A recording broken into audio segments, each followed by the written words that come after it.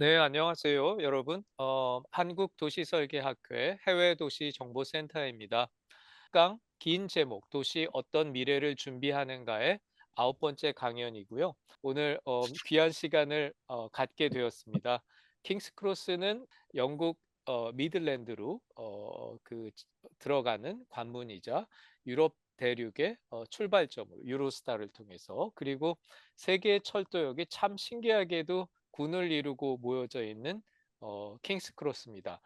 좀 전에 얘기를 해주셨는데, 이곳은 지난 30여 년 동안 참 큰 문제 덩어리였다가 그간의 큰 변화를 만들어낸 곳이고요.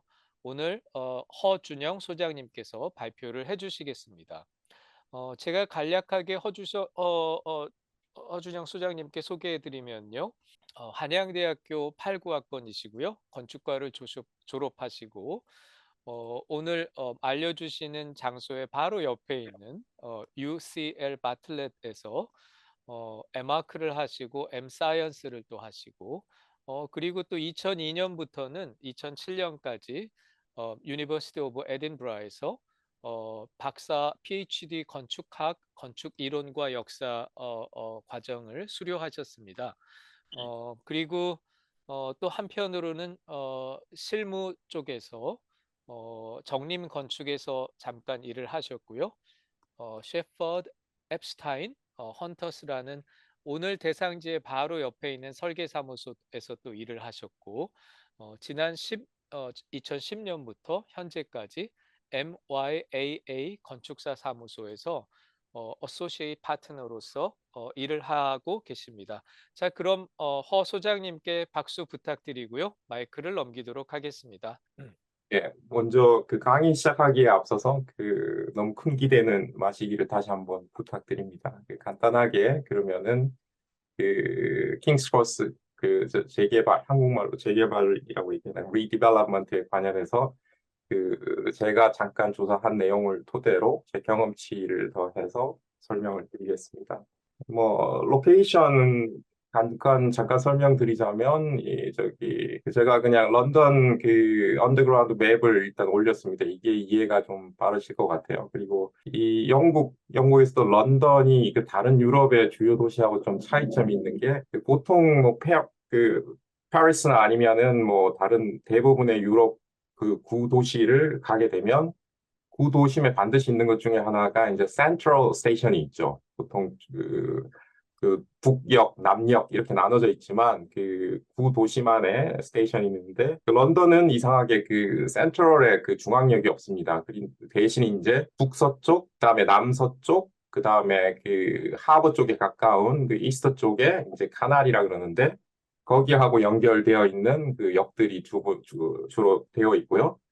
역의 주 안점은 항구나 아니면은 공항 아니면은 킹스크로스 같은 경우에는 북쪽하고 연결하는 게 주 목적으로 되어 있습니다. 트랜스포션이 주 목적이 아니라 물류가 주 목적이었다고 하더라고요. 옛날에 마차가 센트럴로 들어오는 것 자체가 센트럴에 살고 있는 뭐 귀족들이나 이런 사람들한테 주거 공간을 침해한다고 생각해서 역 자체를 주변부에 설치를 했는데 이 킹스크로스는 북서쪽에 위치한 역이면서도 아까 교수님이 말씀하신 것처럼 북쪽에 이스트 코스트 라인으로 쭉 따라 올라가면은 에딘버러, 그다음에 웨스트 코스트 라인으로 쭉 따라 올라가면 글라스고로 연결이 되어 있습니다. 근데 연결 지점의 주 목적은 당시 산업화 시대 때 주요 철강 회사, 뭐 석탄 회사, 그다음에 물류 회사 뭐 이런 관련된 인더스트리가 두 라인을 통해서 서플라잉이 됐던 걸로 알고 있습니다. 그리고 킹스 크로스 같은 경우에는 하나의 문제점 중에 하나가 이제 리버 템즈하고 카날로 연결이 되어 있지 않기 때문에 물류 생산에 문제가 좀 있는 부분이 있는데 실질적으로는 캐널이 만들어지고 난 이후에 kinds of quarry 역할을 하게 됩니다. 야드로서 석탄이나 감자, 외생산물들을 그쪽 킹스크로스에서 야적하는 역할을 하게 됩니다. 잠깐 설명드리자면 주요 역이 여기 화살표로 제가 표시한 그 킹스 크로스 북서쪽 여기 있고, 그 다음에 이제 켄트나 아니면 남쪽이랑 연결되어 있는 워털루 여기 있고요. 그 다음에 그 여기 빅토리아 코치 스테이션에 있는 부분이 이제 gatwick이랑 연결이 되어 있고, 여기 파딩턴이라고 서쪽에 그 이 여기 히드로랑 직접적으로 그 하이 레일웨이라고 하는데 고속철도랑 연결이 되어 있습니다. 그러면 이제 킹스 크로스에 대한 위치적인 정보는 이걸로 어느 정도 전달이 된 걸로 알고 다음으로 넘어가겠습니다. 그 교수님이 아까 말씀하신 것과 같게 이 킹스 크로스가 그 프랑스랑 영국이 그 채널을 연결하면서부터 그 유로스타가 이제 킹스 크로스 역에 최종적으로 터미너스 되는 역이 되는 걸로 결정이 됩니다. 근데 바로 킹스 크로스 역으로 그 연결이 된 게 아니라 처음에는 그 워터루 그 이스턴 역 쪽을 통해서 그 킹스 크로스가 최종 종착역이 되는 걸로 설계안이 처음에 만들어졌었는데 그 이후에 아마 97년도인가 8년도 그때쯤에 아마 그 스킴이 약간 바뀌었을 거예요. 아마 그 중에 하나가 이제 그 원래는 그 워터루 이스터역을 인터내셔널 역으로 하고 거기를 통해서 킹스 크로스를 종착역으로 한다가 계획이었다가 그 최종적으로 그냥 워터루 이스터를 국제역으로 그 하기보다는 그 세인트 판크라스라고 하는 그 기존에 있었던 역이 하나 있는데 그 역 자체를 인터내셔널 그 역으로 그 연결이 되면서 킹스 크로스는 일종의 그 양쪽에 있는 허브 역할을 하게 됩니다. 그 부분이 나중에 이제 킹스 크로스 리제너레이션 그 스킴의 아주 중요한 부분이 되니까 지금 리마인드를 잠깐 지켜드리는 게 맞을 것 같습니다. 아까 말씀드린 대로 여기 철도가 그 킹스 크로스역에서 이제 요 에딘버러까지 연결돼 있는 그 노던 이스터 라인이 있고 글라스고랑 연결돼 있는 노던 웨스트 라인이 있는데 이 웨스트 라인은 그 킹스 크로스역에서 출발을 하지 않고 킹스 크로스에서 한 정거장 그 지하로도 다 연결이 되어 있지만 엄밀히 다른 라인을 가진 역입니다. 유스턴 스테이션이라고 하는 역에서 그 웨스트 코스트로 연결이 됩니다. 자, 방금 보여드린 그림 안에서 지금 붉은색으로 그 표시가 된 이 부분이 킹스 크로스 리제너레이션 그 프로젝트 스킴에 속한 그 지역입니다. 요 뒷지역이 아마 요 앞쪽에 보이는 것이 그 킹스 크로스 스테이션역이고요. 그 왼쪽에 있는 게 그 세인트 판크라스 그 스테이션입니다. 이게 그 채널에서 직접적으로 통해서 그 유럽으로 통하는 그 철도에 연결되어 있고요. 그 다음에 그 여기 보이는 게 그 가운데 지금 보이는 게 이제 가스 홀더스라고 하는 건데 요 부분도 저기 여기 킹스 플러스 리제너레이션 프로젝트 상에 중요한 역할을 하게 됩니다. 그 위에서 내려다본 그림은 이렇게 되고 잠깐 주요 프로젝트 그 사이트 상의 주요 프로젝트를 잠깐 뭐 저기 설명을 드리자면 그 여기 킹스 크로스 스테이션 여기 기준으로 해서 그 뒤쪽으로 그 킹스 불바를 통해서 그 채널을 넘어서면 그 오늘 제가 설명드릴 킹스 크로스 리제너레이션 스킴에 해당하는 사이트로 도착을 하게 됩니다.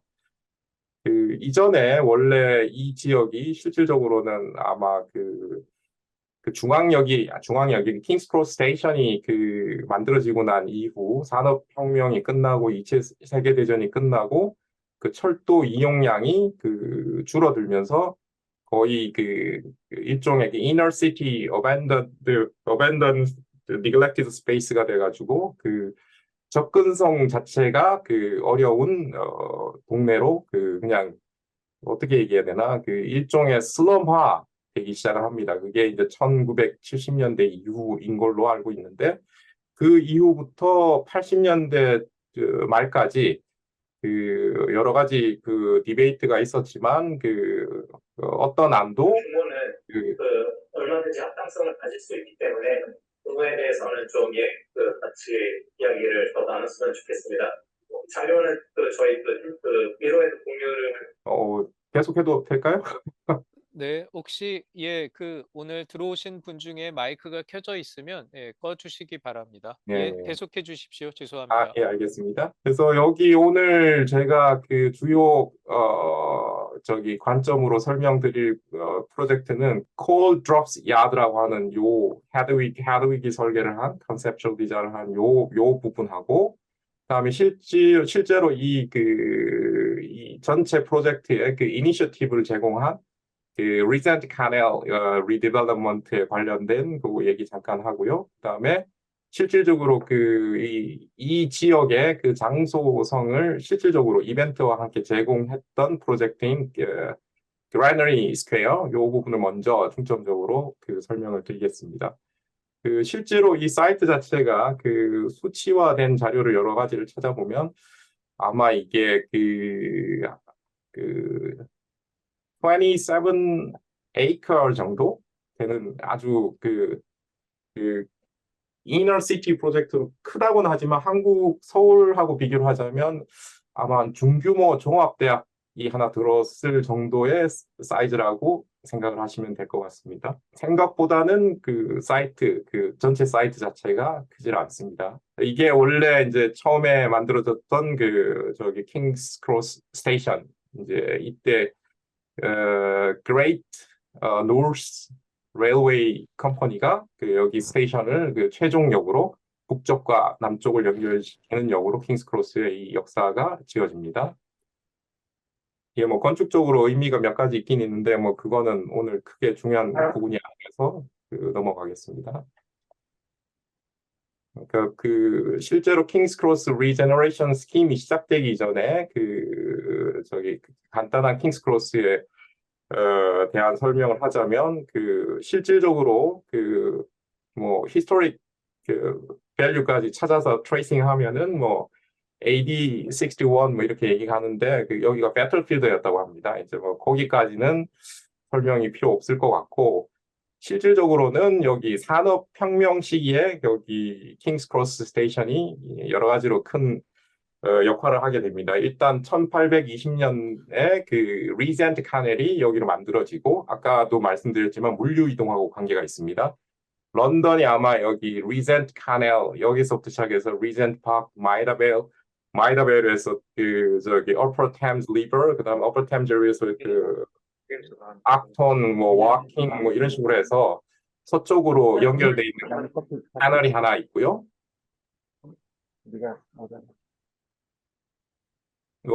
제가 마이크 지금 들리는 얘기를 무시하고 그냥 가면 되는 건가요? 예, 중간에 얘기가 자꾸 들리는데. 들어오신 분들 다시 한번 부탁드리겠습니다. 마이크가 켜지신 분이 계신 것 같은데 꺼 주십시오. 그리고 남쪽으로 캔티시 타운, 그다음에 리즈 카슬, 그다음에 캔티시 타운 밑으로 내려가서 코벤트리 밑으로 브라이튼까지 또 연결되는 채널이 있습니다. 그리고 북쪽으로 이제 요크 쪽으로 향하는 채널이 중요한데, 그다음에 요크에서 레스터, 맨체스터에서 웨스트 코스트로 올라가서 글라스고우까지 또 연결되어 있는 채널이 있습니다. 캐널이 있습니다. 그리고 제가 에딘버러 대학에서 공부를 할 때 그 당시에 커크월드라 그래가지고 글라스고우랑 에딘버러가 뭐라 그러죠? 고저차가 심해서 캐널이 연결이 되지 않았었는데, 그때 아마 포스터스 오피스인가 거기서 설계를 한 일종의 뭐 물레방아 형식의 채널 커넥션을 만들어 가지고 에딘버러까지 연결이 돼서 현재 영국이 아마 캐널이 영국 전 국토가 하나의 연결망으로 다 연결이 되어 있다고 그렇게 알고 있습니다. 이 캐널이 문제가 중요한 게, 캐널하고 스테이션하고 그다음에 스테이션과 그다음에 어떤 특정 지역의 레지던트 에리어가 다 연결이 되어 있습니다. 그래서 이 리젠트 캐널이 어떻게 보면은 킹스 크로스 스테이션이 여기에다가 터미널스를 만들게 된 메이저 이유가 됩니다. 왜냐하면 당시에 석탄이나 감자 같은 농산물 같은 경우 리버 템즈에서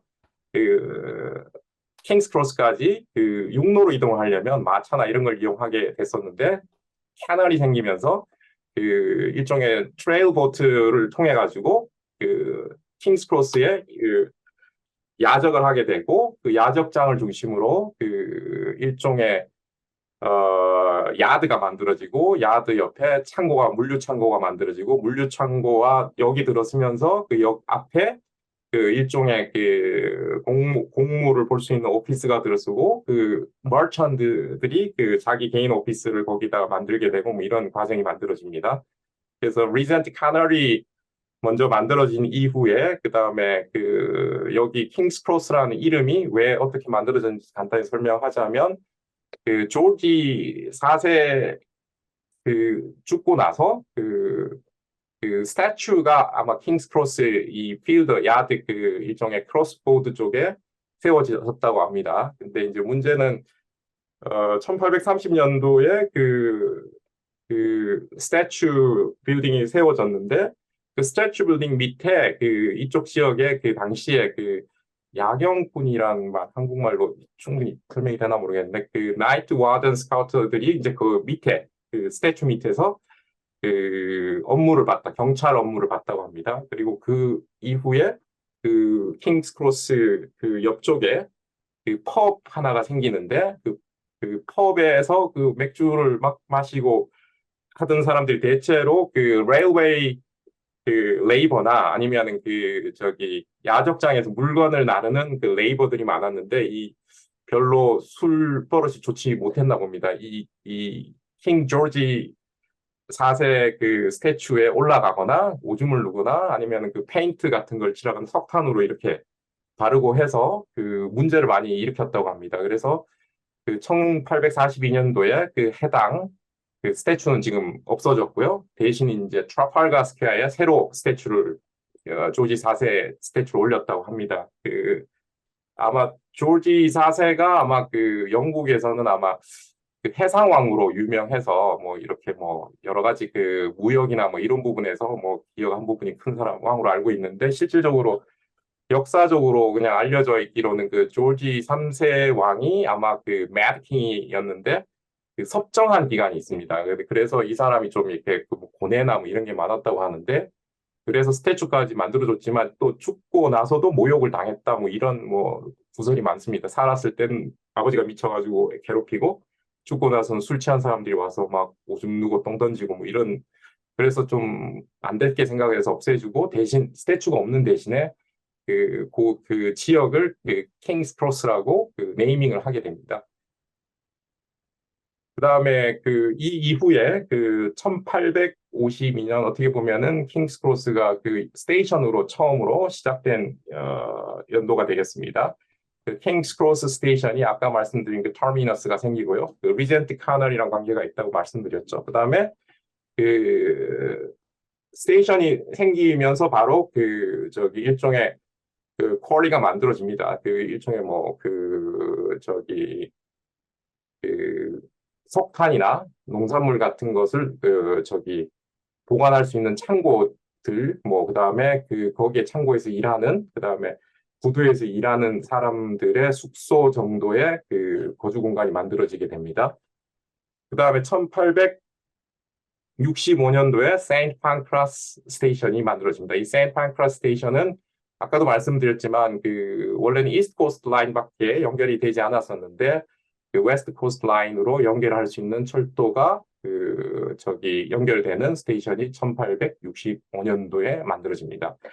뭐 그 이후에 뭐 1차 세계대전, 2차 세계대전 뭐 이런 걸 뭐 언급할 필요도 없이 아까 말씀드렸던 것처럼 1970 몇 년 이후에 그 저기 레일웨이 그 저기 트랜스포팅을 이용하는 사람들 수가 급격히 줄어들면서 당시에 뭐 거의 뭐 차로 이동을 하거나 아니면은 그 에어플레인을 통해서 그 이동을 하게 되면서 레일웨이 스테이션 자체가 일종의 그 디클라이닝 하는 과정을 겪게 되고 그 관련돼서 일을 하던 사람들도 뭐라 그러죠?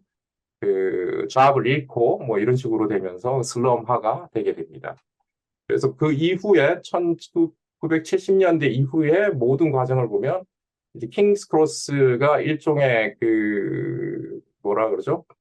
그 런던에서 뭐 이렇게 존재하지 않는 유령 도시 같은 이미지를 가지게 됩니다. 그 당시에 제가 처음에 영국에 유학을 갔었을 때까지도 그 유니터리 스킴은 만들어졌었지만 그 플래닝 자체가 그 홀딩하는 그 컴퍼니가 없었기 때문에 그 어떤 얘기가 있었냐면은 킹스 크로스에는 세 종류의 사람밖에 없다. 그다음에 드럭 딜러랑 그 프로스티튜터랑 그다음에 그 사람들 잡으러 다니는 경찰밖에 없으니까 가지 마라. 뭐 이런 이미지였던 기억이 있습니다. 이 이후에 뭐 이제 그렇게 그 이너 시티 자체를 갖다가 그 계속 abandoned space로 남겨둘 수가 없으니까 그 여러 가지 그 various attempt가 만들어집니다. 뭐 이 당시에 뭐 어떤 아키텍은 그 킹스 크로스 자체가 다시 뭐 리제너레이트 하기에는 너무 더럽고 그 상태가 열악하니까 그 위에다가 뭐 플로팅 뭐 에어 이너시티 에어포트를 짓자 뭐 이런 안도 있었고요.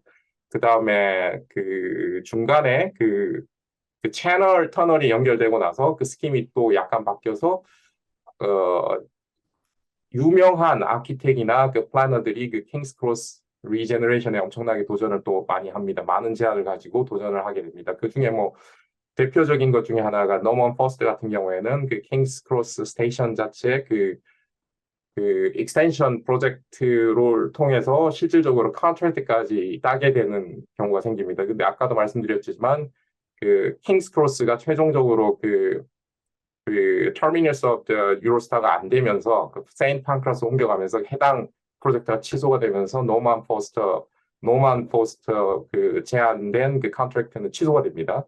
그 뭐 포스터 전시회 가보면 항상 그 얘기를 항상 합니다. 그때 잘못했다. 내 걸 했었어야 됐다. 뭐 이런 얘기를 하는데 별로 중요한 것 같지는 않고 그 이런저런 이유로 그 다음에 뭐 피터 쿡부터 자 하디드까지 여러 가지 제안이 나오지만 실질적으로는 빅네임들이 다 철수를 하게 됩니다. 이 여러 가지 이유로. 그 이후에 어떻게 보면은 그렇게까지 유명하지 않은 아르젠트라는 그 디벨로핑 컴퍼니가 그 킹스 크로스 그 아무도 그걸 테이크업 하려고 하지 않으니까 그 리제너레이션 스킴을 따게 됩니다. 그 당시에 그 정확한 그 지배 구조는 잘 모르겠지만 그 런던 그 저기 레일웨이가 일종의 한 반 정도의 지분을 가지고 있고 아르젠이 한 30% 이상의 지분을 가지게 되고 그 다음에 쉐어홀더로 뭐 자금이 충분히 차지 않으니까 그 지금 현재 그 DHL이라고 그 물류 회사랑 그 지분을 나눠서 하나의 그 디벨로핑 컴퍼니를 만들게 됩니다. 근데 지배 구조가 이렇게 쉐어홀더로 되어 있으면은 그 일관된 어떤 스킴을 적용할 수 없기 때문에 이 그 정부에 의한 그 제안이 아니라 이 아르젠이라는 그 민간 기업의 제안으로 그 킹스 크로스 그 뭐 센트럴 거버닝 뭐 이렇게 그 디벨롭먼트 그 일종의 그 임팩트 유닛을 만들게 됩니다. 그 임팩트 유닛에서 그 아르젠이라는 이 민간 디벨로핑 회사가 주도적으로 그 저기 킹스 크로스 그 저기 개발 그 실질적인 시작점이 된다고 볼 수 있습니다. 이 아르젠이란 그 디벨로핑 컴퍼니가 재미있는 게 당시에 다이렉트에 있던 사람이 실질적인 마스터 플랜을 컨트랙을 딸 때 제시하지 않았습니다. 그냥 가이드라인만 제시를 하는데 그 가이드라인의 그 첫 번째 라인이 그 휴먼 시티라는 컨셉을 그때 처음 들고 나왔습니다. 그 당시에 그때까지만 해도 그 영국 특히 런던 지역에서의 그 디벨로핑 스킴은 약간 어떤 식으로 보면 레디컬한 스킴을 많이 가지고 있는데 업무지구는 업무지역에 해당하는 도미넌트한 플랜이 마스터 플랜이 만들어지고 그다음에 상업지구 같은 경우는 상업지구에 걸맞는 마스터 플랜이 만들어지고 그다음 이 이후에 그 런던 올림픽 그 스킴도 어떻게 보면 굉장히 레디컬한 스킴으로 가게 됩니다. 그 올림픽 그 저기 컴플렉스 자체가 주 목적이기 때문에 그 해당 방법으로 그 플래닝을 진행하게 되는데 이 아르젠이라는 회사 같은 경우에는 그 어떻게 보면은 그 당시에 그 레디컬하게 진행됐던 모든 프로젝트가 일부의 성공에 그치고 실질적으로는 페일리어로 남는 게 되는 게 많습니다. 그 시행착오가 엄청 많았죠. 일종의 그 어떠한 특정한 목적을 가는 조닝 시스템으로 만들어진 어떤 그 이너시티 타운이라는 게 실질적으로는 이 거주 공간 자체의 그 밸런스가 맞지 않고 프라이빗이랑 퍼블릭 그다음에 그 사용하는 건물과의 밸런스가 맞지 않으니까 특정 사용 시간대가 지나게 되면 abandoned 하는 상황이 발생하고 city activity가 발생하지 않고 그 실제로 그 dockland라 그래가지고 금융 그 포커스된 업무 타워를 만들었지만 실질적으로 추가적인 비용을 들여서 카나리 와프에 그 사람들이 거주할 수 있는 공간 개발을 또 따로 해야 되고 이런 시행착오를 많이 지켜보게 됩니다. 그래서 아르젠트는 그 어떤 라디컬한 싱글 다이렉션으로 제안을 하지 않고 그 프레임워크 같은 가이드라인만 제시를 하고 그 프로젝트를 진행하게 됩니다. 그 이후에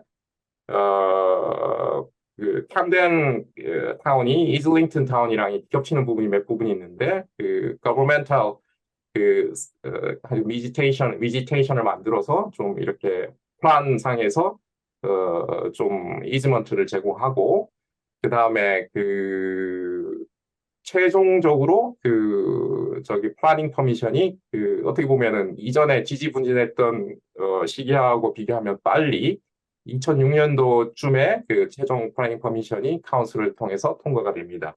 이제 그때 이후로 그 프로젝트가 하나씩 진행이 되는데 실질적으로 그 이전에 마스터 플랜에서 그 진행이 되는 거하고는 좀 다른 방향으로 그 프로젝트가 진행되게 됩니다. 요거는 아까 말씀드린 그 저기 지배 구조에 대한 간단한 다이어그램을 제가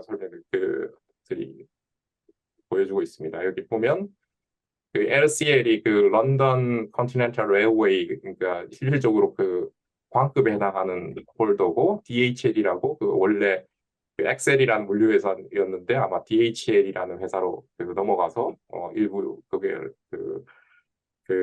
저 지분을 갖게 되고 아르젠티라는 그 디벨롭 회사가 지배 구조를 갖게 됩니다. 이거는 아까 말씀드린 그 노반 포스트가 실제 그 킹스크로스 스테이션 익스텐션 컴피티션에 그 땄던 프로젝트였는데 아마 이 프로젝트가 킹스크로스 스테이션이 그 인터내셔널 그 터미너스에서 제외되면서 홀 프로젝트가 클로징 다운 되면서 아마 이 컨트랙트를 놓쳤던 프로젝트입니다. 여전히 뭐 이 프로젝트에 대해서 뭐 아규가 많은데 저는 개인적으로 생각했을 때는 이 프로젝트보다 현재 그렇게 이름이 알려져 있지 않은 그 회사가 완성한 그 최종적 터미널이 이거보다는 나았던 것 같습니다. 그리고 원래는 총 프로젝트 안에 이 킹스크로스 익스텐션 프로젝트는 포함되어 있지 않았습니다. 근데 이게 불행인지 다행인지 모르겠는데 2006년인가 7년경에 킹스크로스 스테이션에 그 역내에서 화재가 크게 발생합니다. 그래서 화재가 발생하면서 그 사상자도 발생하고 원래는 포함되어 있지 않은 프로젝트에 다시 공적인 자금이 투입이 되면서 그 킹스크로스 스테이션 리노베이션까지 그 전체 스킴에 포함되게 되는 겁니다. 어떻게 보면은 그 바이어빌리티 측면에서 킹스크로스 전체 프로젝트가 좋은 쪽으로 비블런트하게 살아나가는 좋은 그 모티브를 그 화제가 어떻게 만들어줬다고도 볼 수 있겠습니다. 이건 최종 모델이고요. 뭐 여전히 포스트 오피스에 가면 이걸 전시하고 있을 겁니다. 아마. 뭐 키 넘버는 뭐 저기 아르젠티에서 제공한 넘버를 제가 저기 자료를 가져왔는데 크게 중요한 자료는 뭐 여기 토탈 사이즈 그러니까 27 헥타르란 요 부분하고 그 다음에 그 percentage of site 그러니까 실질적으로 랜드스케이핑이랑 오픈 스페이스가 32%라는 게 런던 이너시티 디벨롭먼트에서는 굉장히 포션이 큰 겁니다. 그거 제가 포인팅을 해드려야 될 것 같고 그 다음에 스트리트 서피스 파킹이 15%밖에 안 되는 거는 일부러 이렇게 스킴 자체가 휴먼 스케일 오브 뭐 시티 이런 개념에 따라서 가이드라인을 따라서 굉장히 줄인 겁니다. 그 외에 특별히 뭐 의미 있는 뭐 수치상의 내용은 없는 것 같고 뭐 궁금하시면은 그 여기 Urban Land Institute라는 곳에서 여기 그 킹스크로스 관련된 자료가 뭐 스태티스틱한 자료가 많으니까 개인적으로 궁금하신 부분 한번 그 수치상의 여러 가지 내용들을 찾아보시면 재밌을 겁니다. 그래서 최종적으로 그 여러 가지 제안들이 완성돼서 그 2001년도부터 제안이 시작돼 가지고 2010년경부터 하나씩 만들어지기 시작합니다. 여기서 보면 빌딩 자체가 뭐 뉴 리스토어드 빌딩이 50개 정도가 됐다고 하는데 지금 현재 상태로 한 서너 개 정도 더 는 것 같고요. 그다음에 그 20 뉴 스트리트 이게 중요한데 그 이 킹스 크로스 요 개발 지역 자체가 그 camden 이슬링턴 그 카운슬이랑 연결고리가 없습니다. 왜냐하면 물류 창고처럼 게토처럼 사용되던 공간이었기 때문에 일종의 그 페데스트란 이 액세스가 굉장히 힘든 지역인데 이 부분을 그 camden 그 카운슬에서 제일 먼저 그 제안을 해서 그 아르젠티에서 그 페데스트란 관련해서 그다음에 그 액세스 스트리트과 관련해서 여러 가지 리서치를 한 다음에 그 이전에 없던 그 스트리트를 한 20개 정도를 연결고리 삼아서 이 혈관이 돌게끔 액세시빌리티 자체 그 디그리 자체를 해결했다고 봅니다. 그다음에 그 퍼블릭 스페이스는 가능하면은 스퀘어와 그다음에 오픈 필드 야드를 많이 만들고 그다음에 일종의 그 패싱 스루가 아니라 그 워크 바이 워크 그 노드 자체를 많이 만들어서 그 사람들이 머무는 그 정주하는 시간 자체를 좀 이벤트와 함께 늘리는데 집중하는 개발을 하고 했다고 봅니다. 여기서 중요한 거 아까 말씀드린 것처럼 여기 20번에 해당하는 그 가스 홀더스 요 파크 요 옆에 있는 요 레지던트랑 그다음에 여기 그 가운데 있는 그 뭐 저희는 뭐 그냥 소콜 키싱 루프 프로젝트라고 하는데 콜드롭 야드 원래는 그 석탄 야적지로 쓰던 공간을 그 일종의 전시 리테일 공간으로 바꾼 겁니다. 그다음에 여기 리젠트 그 캐너리 여기 가고 있고요. 그다음에 여기 뒤쪽에 그 센트럴 세인트 마틴 스쿨을 여기 원래 창고로 쓰던 건물을 그 센트럴 마틴 스쿨에 그 일종의 한뭐 100년인가 뭐 몇백 년인가를 그 임대 형식으로 그 저기 그 줘서 그 학교를 유치하는 했습니다. 이게 어떻게 보면 전체 스킴을 살리는데 굉장히 중요한 역할을 했다고 봅니다. 젊은 학생들이 그 24시간 그 디자인 스쿨이니까 그 실질적으로 공간에 대한 바이어빌리티 자체를 여기서 제공해 줬다고 봅니다. 이거를 뭐 모든 그 플래너들은 이 부분에 대해서 가장 잘한 선택 중에 하나라고 얘기를 합니다. 아까 말씀드린 네 가지 그러니까 그라너리 스퀘어, 그 그라너리 스퀘어 뒤에 그 세인트 마틴 스쿨, 그다음에 콜드롭 야드 그 여기 가운데 그 키싱 루프가 있던 건물, 그다음에 가스 홀더스 파크 앤 레지던트 그 파크랑 레지던트가 같이 붙어 있던 거, 그다음에 뭐 킹스 크로스 레일웨이 스테이션 화재에서 만들어지고 이게 이 네 개가 그 전체 프로젝트의 퀄리티를 결정하는 일종의 initiative architecture 피처가 됩니다.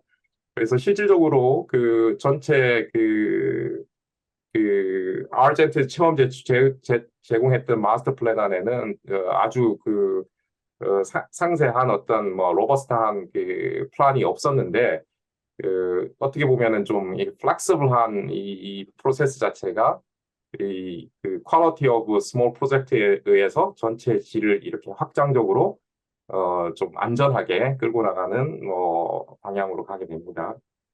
그래서 그라너리 스퀘어 요 잠깐 보자면은 이제 뭐 어떤 식으로 바뀌었냐면은 그 일종의 light architectural concept with the value for the money 뭐 이런 뭐 얘기가 있는데 이 여기에 쓰여 있는 모든 벽돌 재료나 뭐 여기 그 광장에 쓰여 있는 재료들은 기존에 있던 모든 벽돌을 다시 reuse 해서 뭐 새로 뭐 클리닝 작업 거쳐가지고 사용하고 그 중간중간에 그 일종의 그 워터 피처를 집어넣습니다. 그러니까 애들이 와서 이렇게 놀 수 있도록 그다음에 분수 같은 거를 넣어서 광장 부분을 사람들이 모일 수 있는 곳으로 만들고 그다음에 이 뒤쪽에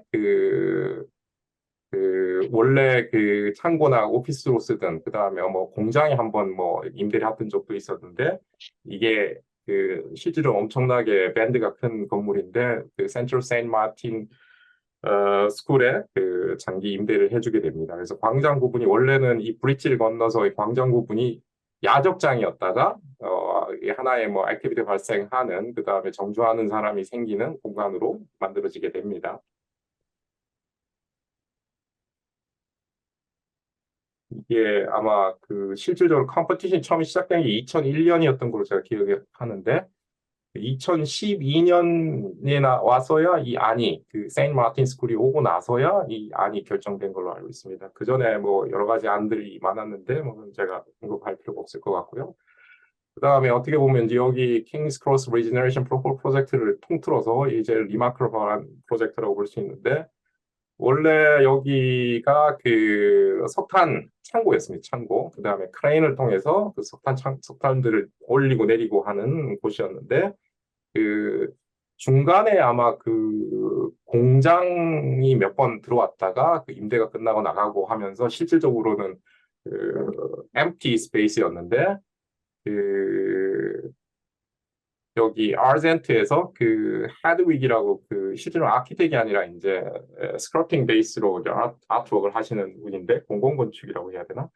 근데 그분이 그 키에르랑 BAM이라고 하는 컨스트럭션 회사랑 같이 해당 프로젝트를 만들게 됩니다.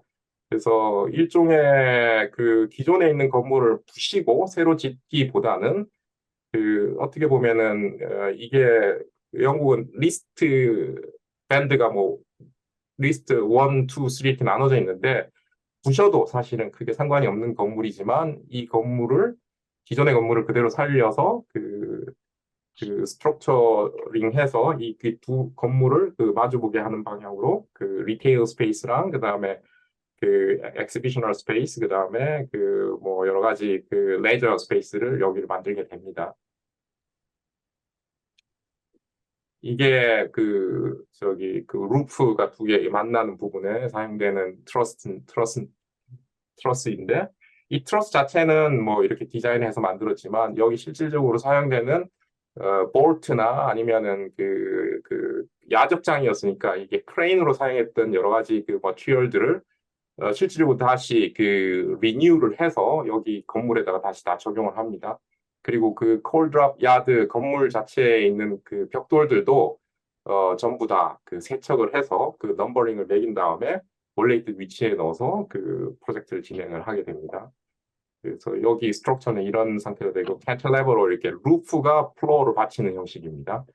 그리고 여기 끝에 이 부분이 연결되어 있는 힌지가 아마 그 크레인에 사용하던 힌지를 이 트러스에 직접 뭐 왜 그렇게 오랜 시간을 거쳐서 했는지는 모르겠지만 어떤 의미적인 퍼폼으로 뭐 이렇게 한 것 같아요. 그래서 실제로 이 공간에 가서 보면 그 크레인 하부 그 힌지 부분을 볼 수가 있습니다. 이게 이게 힌지가 딱 두 개가 맞물려서 지붕이 이렇게 어떻게 보면은 그 뭐라 그러지? 그 체조 선수가 이렇게 다리를 벌리고 이렇게 서 있는 형태로 그 지붕을 지탱하고 그 지붕 스트럭처가 이 플로어 스트럭처를 같이 이렇게 홀딩하고 있다고 보시면 됩니다.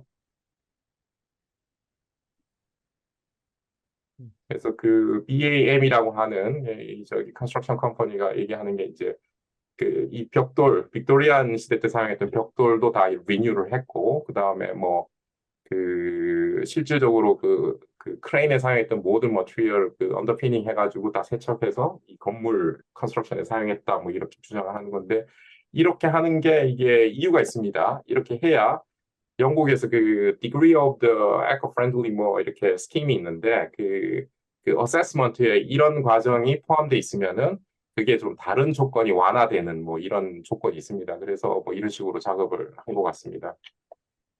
그리고 이거는 그 옛날에 그 저 액화가스 같은 걸 보관하던 장소였는데 이것도 그 해당 사이트에 있는 그 메탈 스트럭처 자체를 버리지 않고 그 메탈 스트럭처를 그대로 살려서 그 한쪽은 주거 공간으로 만들고 컴플렉스 오브 레지던셜 퍼실리티를 만들고 그리고 한쪽에는 그 오픈 스페이스로 파크 공간으로 만들어 놓습니다. 그리고 이 공간 바로 옆에 이제 그 키싱 루프 공간이 있는데 이 재밌는 게 이 두 공간에 연결점을 서로 주지 않습니다. 여기 킹스 크로스 리제너레이션 스킴을 보면 한 가지 재밌는 게 이게 서로 그 뭐라 그러죠? 그 간섭을 하지 않습니다. 이게 뭐라 그러죠? 그 gently existing apart from이라 그래야 되나? 그래서 private이랑 그 public space 공간이 아주 잘 분리가 되어 있습니다. 그 다음에 이제 아까 그 화재로 인해 가지고 다시 그 킹스 크로스 리제너레이션 그 프로젝트 안에 그 역사 공간도 이렇게 포함이 되게 됩니다. 이게 아마 맥 아슬란이라고 하는 컴퍼니인데 이 회사가 아마 그렇게까지 네임드 컴퍼니가 아닌데 그 이전에 그 킹스 크로스 프로젝트 역사가 옮겨지고 하는 여러 과정을 통해 가지고 그 뭐라 그러죠? 빅 네임들이 다 뭐 손을 떼고 나가면서 그 중규모 사무실들에 이렇게 그 기회가 주어지는 것 같습니다. 그렇다고 해서 뭐 거기서 일을 못 한다는 게 아니라 뭐 어떻게 보면은 너무 그 아이코닉하게 그 다음에 랜드마크적인 디자인을 잘 하잖아요. 그런 회사들은 왜냐하면은 주어진 그 세줄 안에 안정적으로 주어진 인력으로 그 딜리버리를 해야 되기 때문에 그 챌린징을 하되 굉장히 안정적인 스킴으로 가는데 그렇게 가면 디자인 자체가 그 뭐라 그러죠? 그 엣지 스킴이 잘 나오기 어렵습니다. 그래서 좀 moderate 디자인 스킴을 가게 되는데 어떤 면에서 그 덕분에 이 홀 프로젝트가 감사합니다.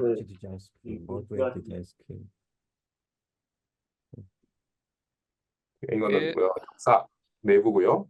그다음에 그 뭐 이게 이 회사가 이거 설계하고 나서 처음에 욕을 좀 먹긴 했습니다. 왜냐하면은 여기서 그 하프 마일 떨어져 있는데 그 브리티시 뮤지엄 안에 노만 포스터가 그 설계한 그 로툰다가 있는데 그 스트럭처 어떻게 보면 그대로 뺏겨온 겁니다. 어떻게 보면 그 로툰다 같은 경우에는 그 글라스 그 커튼 월로 이렇게 덮여 있었기 때문에 아주 비용적인 면에서 이보다 한 10배 정도 더 쓴 것 같은데 여기는 그 메탈 그냥 그 파이프 스트럭처를 그냥 연결을 해서 느낌만 그렇게 내고 그 실질적으로는 뭐 그렇게까지 큰 비용이 들지 않은 걸로 알고 있습니다. 그 뭐 포스트가 이걸 처음에 지어졌을 때 좀 안 좋게 비난을 많이 했던 걸로 제가 기억이 하는데 뭐 사람들은 다 좋아합니다. 그리고 그 클라이언트들도 그 10분의 1 비용으로 이렇게 지어진 거를 굉장히 아직도 고맙게 생각한다고 알고 있고 이 맥 아슬란이라는 이 회사는 이 프로젝트를 엄청나게 홍보를 많이 합니다. 개인적으로는 뭐 잘한 프로젝트라고 생각합니다. 그다음에 이제 뭐 리젠트 칸을 아까 말씀드린 이게 오른쪽으로는 그 화이트채플이랑 연결돼 있고 왼쪽으로는 그 마이라벨이라고 해서 그 여기 아랍 출신 부자들이 많이 사는 동네가 있습니다. 거기까지 다 연결이 되어 있습니다. 실질적으로는 이 채널 자체가 이 킹스 크로스 리제너레이션 스킴 자체를 계속 홀딩을 하고 있었다 이렇게 생각을 하시면 됩니다. 그래서 뭐 대충 그 킹스 크로스 프로젝트에 관련된 내용을 다음과 같이 좀 그 발췌를 해서 중요한 부분은 제가 설명을 드렸고요. 제가요 뭐 여기는 그 클라이언트 미팅이 있거나 아니면은 그 집사람이 UCL에서 근무를 하기 때문에 가끔씩 저기서 데이팅 할 때가 있습니다. 그래서 자주 가는 편인데 그 첫 번째 그 아키텍 입장에서 얘기하는 겁니다. 그 건물 그 리제너레이션 스킴 안으로 이렇게 들어가 보면서 제가 느끼는 거는 이 각각의 프로젝트가 서로 이렇게 뭐라 그러죠? 이렇게 마찰이 없습니다. 이게 어떻게 보면은 인트로버트하게 아주 얌전하게 그 서로 공존을 잘하고 있다. 뭐 이런 느낌을 받게 됩니다. 그 내용 자체가 뭐 성공했다, 실패했다 이런 걸 떠나서 이 서로 안 싸운다? 뭐 이런 느낌? 그래서 저기 그 킹스 크로스 그 리제너레이티드 그 야드 안으로 들어가면서 그 뭐라 하죠? 굉장히 그 편한 감정을 가지게 되는데 이게 전체 프로젝트가 성공한 이유도 이 단어 하나로 어떻게 보면 설명할 수 있을 것 같습니다. 그 다음에 이제 뭐 휴먼 스케일, 뭐 휴먼 시티 이거는 이제 아르젠테 그 당시 그 2001년도에 그 가이드라인이라고 하는 북을 하나 냅니다. 그래서 이따가 제가 이거 PPT가 끝나고 나서 제 자료를 한번 보여드릴 수 있으면 시간이 되면 보여드릴 생각인데 거기 보면은 뭐 10가지 원칙이라 그래가지고 이 프로젝트 자체를 따면서 그 만들어 놓은 그 가이드라인이 있는데 뭐 거기 보면은 뭐 구체적인 내용 중에는 뭐 그 층고가 12m를 넘으면 안 된다 뭐 이런 수치적인 가이드라인도 있지만 대부분의 가이드라인이 그 실질적으로는 그 이너 시티 자체가 뭐라 그러죠? 좀 약간 그 마지널하고 레셔널하고 데모크라틱한 방법으로 디벨롭을 하겠다. 대신 이 가이드라인만 지켜달라 하면서 이 마스터 플랜 자체가 확고부동하게 없습니다. 그래서 위치만 표시가 되어 있고, 그다음에 리스티드 빌딩만 표시가 되어 있고, 그다음에 그 camden islington council이랑 협의해서 만들어진 그 accessibility가 어떻게 된다는 얘기만 있지, 실질적으로는 그 픽스드된 마스터 플랜이 없습니다. 그래서 그것도 저희가 좀 재밌게 생각하는 부분이고, 그래서 뭐 그 저기 그 아르센트라는 그 회사에서 뭐 이렇게 예를 들고 뭐 표시를 하는 것 중에 하나가 뭐 저기 이 왼쪽이 그 저기 로만 그 올드 스페이스고, 여기는 이건 뭐 건축 공부하신 분은 이게 알 겁니다. 이게 아마 브라질리아라 그래서 그 브라질에서 아마 그 저기 뉴 그 캐피탈을 만든다고 해서 이렇게 그 계획 도시를 설계한 게 있는데, 이게 나쁜 예로 이렇게 서로 보여지고 있는데, 영국 같은 경우에는 기존의 어떤 그 도시개발 계획 자체상에 존재하는 어떤 거를 바꾸지 않습니다. 그래서 차도 뭐 다른 나라하고 반대로 다니고, 그 다음에 런던에 와보신 분은 알겠지만 그 스트레이트 라인이 없습니다. 어떤 길도. 왜냐하면 원래 있던 어떤 스캐터드된 그 포지션을 이렇게 흐트러뜨리지 않으니까, 그 어떻게 보면은 좁아졌다, 길어졌다, 그 다음에 그 건물끼리도 다닥다닥 붙어 있고, 그 다음에 방향성이 건물이 다 없기 때문에 그 페데스트리안 입장에서는 그 지루하지 않게 여러 가지 이벤트를, 예기치 않은 이벤트를 즐길 수 있게 되어 있는데, 이 킹스 크로스 리저네이션 스킴은 이전에 그 도클랜드나 그 그리니치 프로젝트하고는 다르게 그 기존에 있던 그 저기 20개 그 헤리티지 오브 더 빌딩에 대한 그 어떤 뭐 리스펙이 있었는지는 모르겠지만 그대로 유지해서 그 이런 방향을, 왼쪽에 있는 방향을 지향했던 것 같습니다. 그다음에 이 장소성에 대해서도 뭐 저기 얘기를 해야 될 것 같은데, 이 킹스 크로스 프로젝트 같은 경우에는 어떻게 보면은 그 좋은 캐릭터는 아니에요. 왜냐하면 이전에 가지고 있던 캐릭터 자체가 뭐 여기 뭐 빅데이터 옛날에 막 이렇게 자료 같은 걸 넣어서 이렇게 돌려보면은 뭐 나이지리안 드럭 딜러 나오고 뭐 좀 뭐 자메이칸 클리너 뭐 이런 식으로 데이터가 아주 부정적인 데이터만 나오던 곳이었는데, 그럼에도 불구하고 기존에 존재하고 있던 그 브릭 그 야드나 빌딩이나 그 히스토리 자체를 그 연결성을 찾아가지고 그 장소성을 제공을 한 것 같아요. 그 장소성 안에 그 여러 가지 그 퍼블릭 스페이스 자체를 갖다가 어떻게 보면은 수익이 많이 날 수 있는 방향이 아니라 오랫동안 지속 가능한 형태의 어떤 공간이 되려면은 결국은 그 페데스트라인이 액세스가 쉬워야 되고, 액세스된 페데스트라인이 그 내부 공간에서 편하게 오래 머물 수 있어야 되고, 그런 공간에서 그 퀄리티 오브 네이버후드가 만들어진다, 뭐 이런 아이디를 가지고 있었던 것 같아요. 그래서 실제로 그 해당 디벨롭먼트 사이트에 가보면 그 로컬 숍도 그대로 있는 데가 몇 군데 있지만, 대부분의 샵들의 그 뭐라 그러죠? 그 퀄리티 자체가 굉장히 좋습니다. 이게 시작에서 조금씩 좋은 쪽으로만 점진적으로 개발해 온 뭐 덕이 아닐까, 뭐 그런 생각이 있습니다. 시간이 많지 않아서 빨리 하겠습니다. 그 다음에 그 프라이빗 앤 퍼블릭의 밸런스, 공간도 그렇고, 그 다음에 프로젝트 진행 자체도 실질적으로 아르센트라는 그 디벨롭먼트 컴퍼니가 그 공청회, 그러니까 KCCPL이라는 그 저기 임팩트 그룹이 그 지역 민하고 그 공청회를 아마 한 400번인가 300번인가 넘게 한 걸로 알고 있고, 최종적으로 그 모든 그 뭐라 그러죠? agreed 딜을 만들어지기까지 한 5년이 넘게 걸린 걸로 알고 있습니다. 근데 뭐 제 기억으로는 영국에서는 일반적인 일인 것 같고요.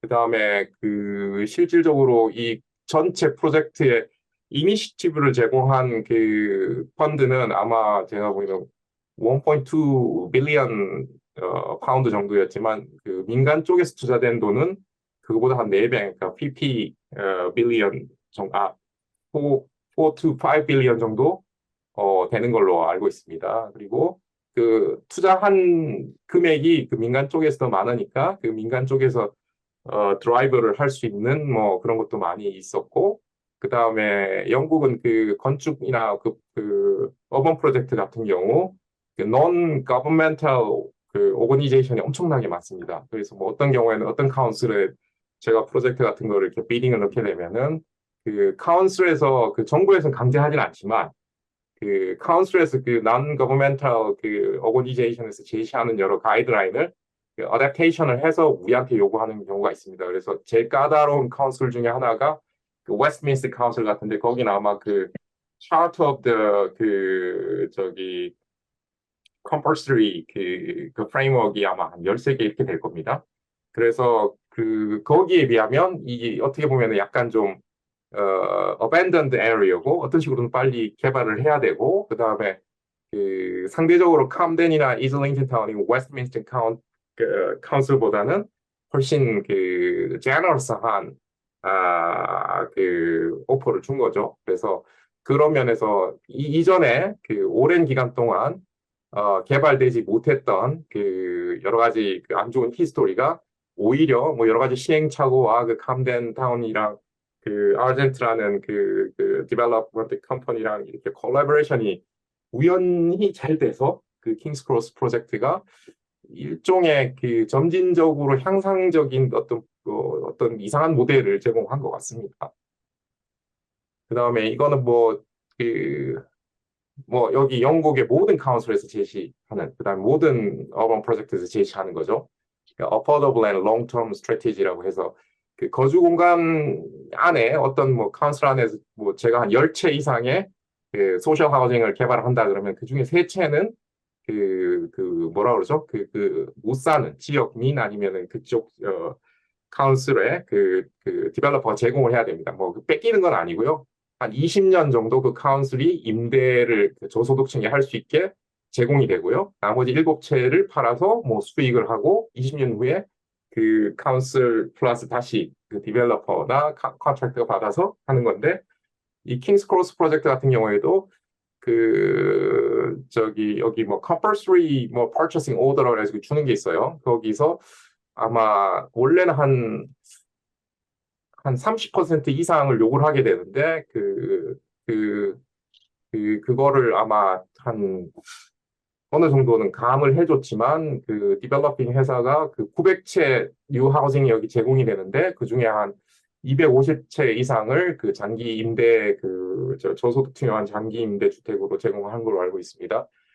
그리고 그 퍼블릭 스페이스하고 상관없이 이 프로젝트 자체가 그 알센트라 회사 몇 번 저기 다이렉터로 일하는 친구랑 뭐 얘기해 보면은 그 회사는 뭐가 좀 그 프로세스가 빠르지가 않답니다. 그래서 뭐 어떤 프로젝트를 하더라도 그 회사 아이디어가 뭐 어떤 거냐 물어보면 그 한꺼번에 그 전체 프로젝트를 뭐 20개나 100개를 그 로우 퀄리티로 끝내는 것보다는 돈이 없더라도 100개 중에 하나를 하더라도 제대로 하나씩 점진적으로 좋은 퀄리티를 만들어 가자. 그러면 그게 다른 인베스터도 어트랙을 하고 그 다음에 하나의 작은 잘 만들어진 프로젝트가 리스크도 적고 그 퀄리티가 이게 그 뭐라 그러죠?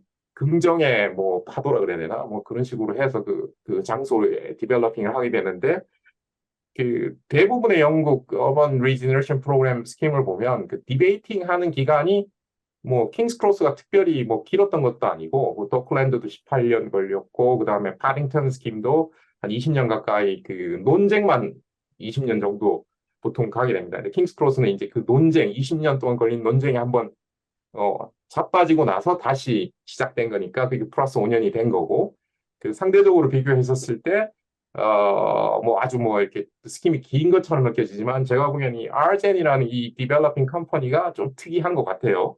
그래서 뭔가가 이게 맞아떨어졌다 그래야 되나? 의도하진 않았는데 뭐 결과적으로는 성공했다고 저는 봅니다. 그 모두가 손을 뗀 지역이 그 very amicable한 스페이스가 저한테 또 됐으니까 그 성공한 프로젝트라고 봅니다. 그 다음에 뭐 저기 accessibility는 뭐 일종의 네트워크니까 아까 그 페데스트라인이 제일 중요하게 연결고리를 만드는 것 같고요. 그 다음에 여기 그 연구한 자료 같은 거를 보면은 뭐 Magic over 30 minutes 뭐 어쩌고 저쩌고 해가지고 모든 그 베터 타운이나 로컬 타운 개발을 할 때 그 로컬 중심이든 그 센트럴이든 이 30분 안에 억세스가 되냐 안 되냐, 그 다음에 30분 안에 억세스가 가능한 그 인구의 그 뭐라 그러죠? 퀄리티? 뭐 그걸 굉장히 그 중요하게 여기는 것 같습니다. 그런 면에서 이 킹스 크로스 프로젝트 같은 경우에는 다른 여타 영국에 있는 그 로컬 타운이나 또 시티에 비해서 이게 어쨌든 뭐 그 트랜스포테이션 허브이기도 하고, 그 다음에 어떤 식으로든 주변에 그 threshold of the economic 그 뭐랄까 프레셔가 있는 이코노믹 프레셔가 있는 지역들이 많이 있지 않습니까? 아주 비싼 지역 바로 가운데 어벤던드 된 그 도시니까, 그 이너 시티니까 상대적으로 이제 이게 그 압력이 경제가 성장하면서 최종적으로 밀려서 자금도 그쪽으로 들어오게 되고 딴 데 갈 데가 없으니까 뭐 위치상으로는 좋으니까 뭐 이렇게 성공한 것 같아요. 그리고 그 이벤트가 발생하고 난 이후에 그다음에 뭐 테크 허브 뭐 어쩌고 해가지고 그 구글부터 시작해서 딥마인드 뭐 삼성 프라자부터 시작해서 그 IT나 그 저기 하이테크 관련된 회사들 집중적으로 유치를 합니다. 뭐 일종의 경제적인 혜택까지 주면서 구글 같은 경우도 이제 거기 신사옥을 이제 최근에 완성해서 짓고 있는데, 아마 거기도 구글도 일종의 어느 정도의 혜택을 받고 들어오는 걸로 알고 있습니다. 그래서 어떤 성격을 구성을 할 때 그 뭐 이렇게 임대가 되는 쪽에 아무나 주는 게 아니라 어떤 캐릭터를 만들고 싶어 하는 것 같아요. 이전의 이미지를 세탁을 해서. 그다음에 IT 업체나 뭐 테크 비즈니스 하는 업체 같은 경우에는 그, 그, 인터내셔널 그 유로 채널로 인해서 인터내셔널 터미너스 바로 옆에 붙어 있기 때문에 이전에는 거기 가고 싶어도 뭔가 그 environmental quality가 너무 나쁘니까 안 갔다가 이게 하나 둘씩 만들어지면서 위치상으로는 거기가 그 베스트라고 판단을 한 것 같아요. 그래서 그 실질적으로 그 당일 그 하루 역세권으로 도달할 수 있는 곳이 유럽 전역을 다 커버를 하니까 그 IT나 뭐 테크놀로지 관련해서 비즈니스 하시는 분들한테는 오피스 공간으로 거기가 베스트 최적지로 결정이 된 것 같습니다. 그 다음에 이건 제가 뭐 하고 싶은 얘기인데 이건 뭐 시간이 될런지 모르겠네요. 그래서 킹스 크로스 그 리제너레이션 이 프로젝트를 제 입장에서 한마디로 규정하자면 더 이상 이제 그 레디컬보다는 레셔널한 쪽으로 그 디벨롭మెం이 진행돼야 된다. 이게 이전에는 비경제적이다 생각을 했죠. 왜냐하면 레디컬한 프로젝트를 하게 되면 뭐 오피스면 오피스 기능적으로 이렇게 쉽잖아요, 플랜이. 그래서 그냥 이렇게 빨리 진행이 되는 과정이 있는데, 결과적으로는 도시라는 것도 그 어떤 이렇게 생명체처럼 이 캐릭터가 없으면은 그 지속이 안 되는 것 같아요. 왜냐하면 그 저기 시티에 근무하는 친구를 봐도 그렇고, 그다음에 도클랜드로 출퇴근하는 뭐 동네 친구들이 많이 있는데 그 친구들이 오후 6시가 넘어가면 거기 있고 싶지가 않대요. 왜냐하면은 그 오피스만 집중적으로 이렇게 있을 뿐, 그다음에 일종의 그 멀티 레이어로 그 타운이나 도시적인 캐릭터가 없게 원래 그 목적으로 개발을 했기 때문에 이게 뭐라 그러죠? 그 퇴근 시간이 딱 되면은 싹 그냥 이렇게 텅텅 비워진 죽은 도시가 되는 거죠.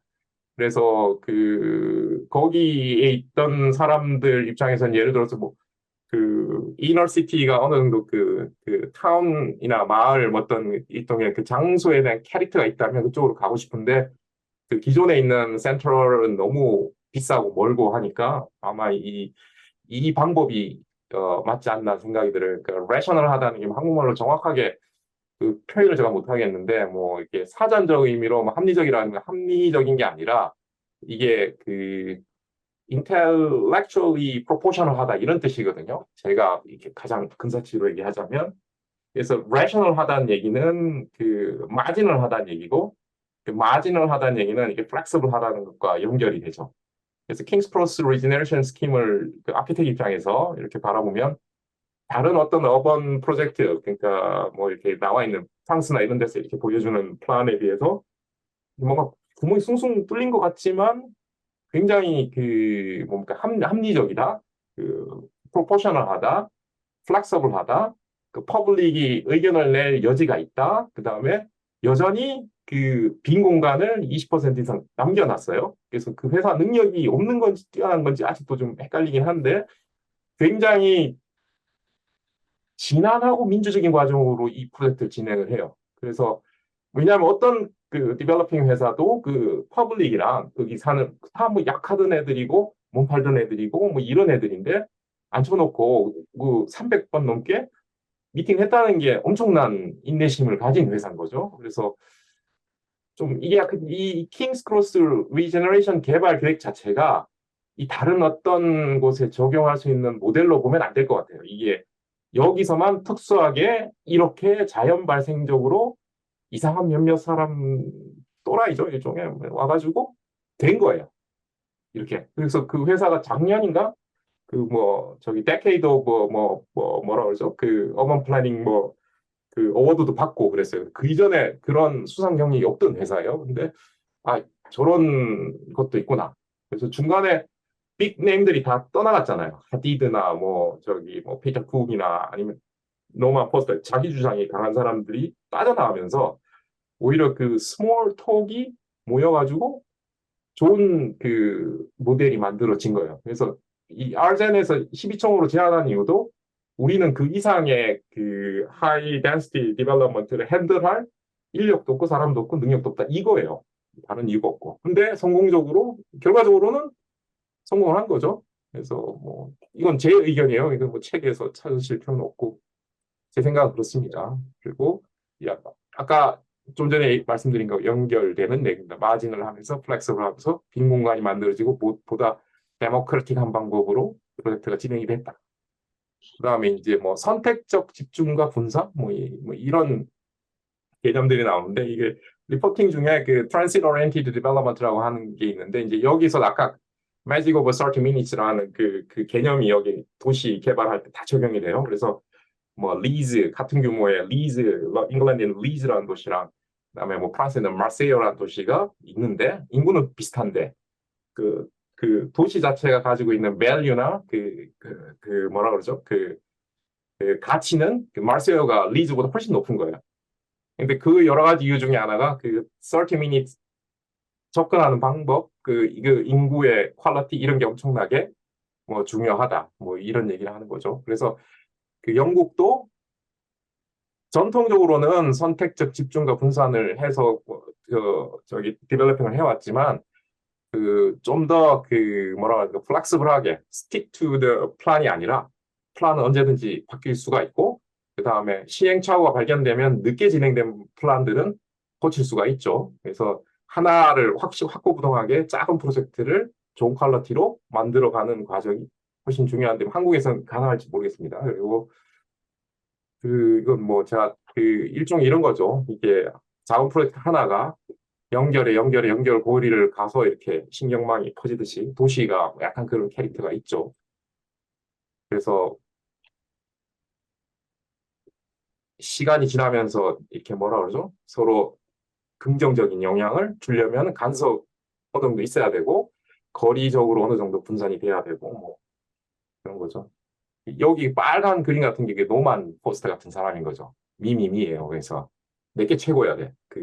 그러면은 나머지 주변이 다 죽죠. 그래서 좀 약간 좀 중규모의 이름이 알려져 있지 않은 아주 성실한 그동안 로컬에서 런던에서 도메스틱하게 성실하게 일을 한 그런 여러 회사들이 각자 작은 프로젝트를 성실하게 커미트먼트를 해가지고 킹스 크로스가 돼서 어떻게 보면 이 프로젝트가 운이 좋았어요. 그러니까 그 역을 샌 판크라스로 바꾸는 순간 노만 포스터 나가고 하디드 나가고 피터 쿡 빅마우스 나가고 이 뭐라 그러죠? 이게 딱 빠지면서 요 포션만큼 더 다양한 의견들이 프로젝트 안에 들어오게 되는 거죠.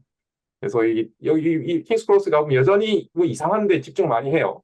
그 소방 호스가 있던 걸 어디서 주워 와가지고 다시 원래 있던 자리에 꽂아 놓거나 그 다음에 그 뭐라 그러죠? 그 로컬 페데스트리안 원래 없던 길이었는데 옛날에 있었다 그러면 또 찾아가지고 막 파고 그다음에 여기 공사가 끝나고 나서 그 스킵들이라고 있죠. 스킵 이렇게 공사 그 자재를 버리는 그 스킵들도 버리지 않고 그걸 갖다가 이제 그 여기 그 지역 학교나 이런 데 연계를 해가지고 스키 가든이라고 해서 그 어떤 그 저기 어밴던드 한 지역에다가 아직까지 프로젝트 진행이 안 됐으니까 거기에 이제 스키 가든을 둬서 거기서 이제 농작물도 그 만들고 재밌어졌어요. 아주 그 동네가.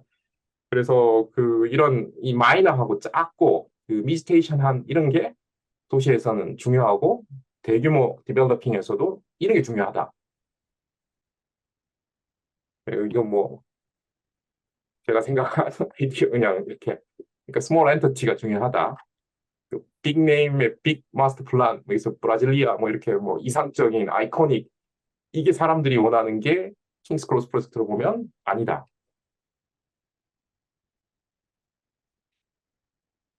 그래서 이런 상태였다가 킹스 크로스 30년 동안 그러니까 막 온갖 블랙홀로 갔다가 막 디베이트하고 막 했다가 머리가 깨진 상태에서 대화와 소통으로 이해와 존중으로 크러스트가 만들어지고 이 크러스트 아까 뭐 KCCLP 같은 조직화가 되고 그 다음에 펑셔널하게 작동을 하고 그 다음에 민주적으로 파름이 만들어진 거죠.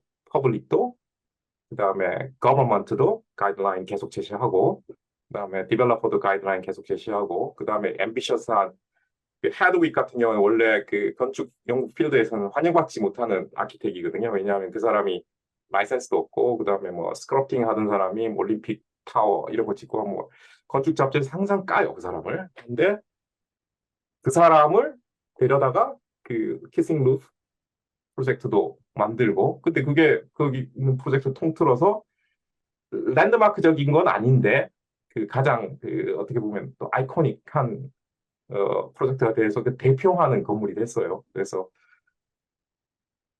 뭐 여기까지는 뭐 제가 이게 이제 그 RGN에서 제시했던 가이드라인인데 이거는 뭐 제가 다 설명하기엔 시간이 좀 모자랄 것 같고 여기서 중요한 거는 이 페데스트리안의 그 노드에 의한 그 이벤트, 자연 발생적인 이벤트가 어떠한 개발 계획에도 중요하다. 이상입니다. 예, 그러면 오늘 길게 굉장히 흥미로운 그 이야기들을 쭉 만들어 설명해 주신 허 소장님께 다시 한번 감사드리고요. 오늘 9번째 특강은 이것으로 종료하도록 하겠습니다. 네, 장시간 참여해 주신 모든 분들께 감사드리고 네, 오늘 감사합니다. 특강 잘 들었습니다. 네, 감사합니다. 초대해 주셔서 감사합니다. 예. 네, 감사합니다. 네.